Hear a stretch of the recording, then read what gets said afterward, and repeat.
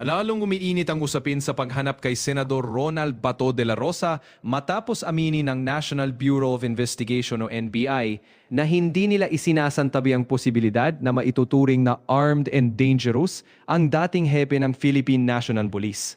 Sa Saturday News Forum, diretsahang sinabi ni NBI Director Attorney Melvin Matibag na standard protocol umano sa kanilang mga operatiba ang pagiging alerto at mainga lalo na kapag high-profile ang subject ng operasyon. Pero ayon mismo kay Matibag, iba raw ang sitwasyon pagdating kay Senador Bato. Dahil bukod sa dating Chief PNP ang Senador, kabisado rin umano nito ang mga galawan, taktika, surveillance patterns at operational procedures ng mga law enforcement agencies. Ayon pa sa NBI Chief, posible ring may malawak pa ring network si De La Rosa sa hanay ng mga dating kasamahan at supporters kaya hindi nila minamaliit ang sitwasyon. Muli rin siyang nanawagan kay Bato na sumuko na lamang. Aniya, araw-araw daw silang nakakatanggap ng mga impormasyon at leads tungkol sa posibleng lokasyon ng senador. Kasabay nito, umapela rin ng NBI sa publiko na makipagtulungan sa mga otoridad sakaling may impormasyon tungkol sa kinaroroonan ni De La Rosa. Babala pa ng NBI, maariring managot ang sino mang mapapatunayang tumulong umano sa pagtatago o pagtakas ng senador. Kabilang dito ang posibleng obstruction of justice at harboring of criminal. Muling umugong ang issue matapos aminin ni Senador Robin Padilla na nakisakay sa kanya si Bato at bumaba ito sa Makati. Pero nilinaw ni Padilla na hindi niya umano tinakas ang senador. Habang umiinit ang operasyon, mas lalong naging maingay ang debate online. May ilang personalidad at netizens ang kumwestiyon sa paggamit ng terminong armed and dangerous laban kay De La Rosa. Isa na rito ang abogado ng senador na si Attorney Israelito Torreon. Ayon kay Torreon, walang sapat na basehan para sabihing mapanganib ang kanyang kliyente.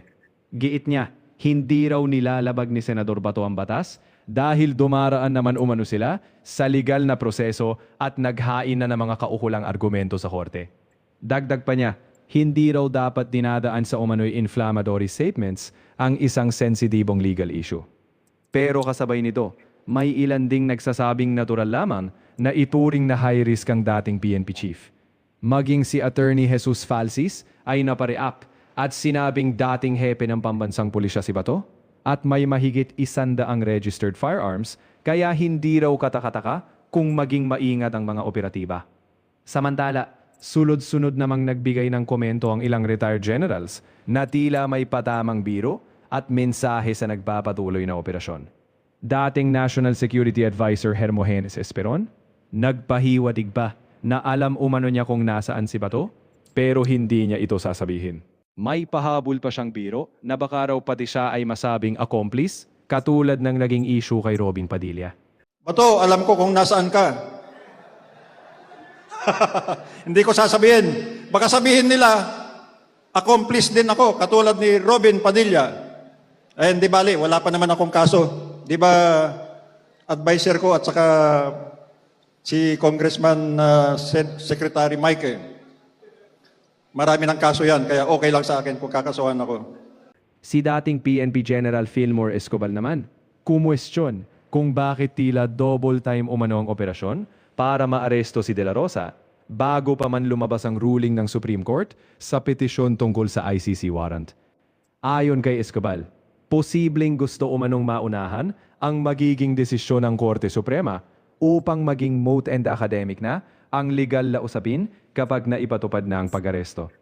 Ikinumpara pa niya ito sa nangyari noon kay dating Pangulong Rodrigo Duterte. Samantala, si retired General Augusto Marquez Jr.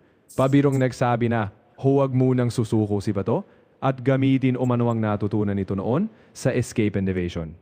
Habang si Marine General Orlando De Leon naman, nagbiro pa na kapag nagtago raw si Bato sa Bicol, ay magpalit ito ng pangalan mula Bato hanggang Gapo para mahirapan umano ang mga naghahanap.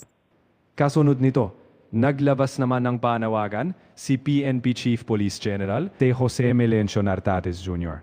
Kay Senador Bato, ayon kay Nartates, bilang dating top cop ng bansa, mas nauunawaan umano ni De La Rosa ang bigat ng uniforme at ang sinumpaang tungkulin ng bawat pulis.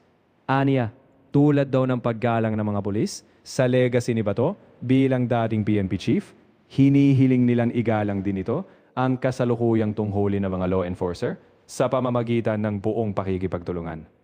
Pero ilang oras lang matapos umugong ang naturang panawagan, naglabas naman ng opisyal na pahayag ang Supreme Court.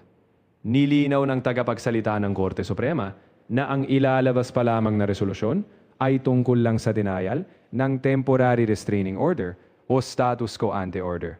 Wala pa rin umanong desisyon sa main petition ni na dating Pangulong Rodrigo Duterte at Senador Ronald Bato de la Rosa laban kina Executive Secretary Lucas Bersamin at iba pa. Dagdag pa ng Supreme Court, out of context umano, ang ilang naging interpretasyon sa naunang pahayag ni Senior Associate Justice Marvic Leonen. At habang wala pang final ruling ang Korte Suprema, patuloy ang tensyon, patuloy ang operasyon, at patuloy ring hinihintay ng publiko kung alin nga ba ang mananaig. Ang implementasyon ng international obligations o ang constitutional safeguards na iginigiit ng mga kampo ni Duterte at De La Rosa.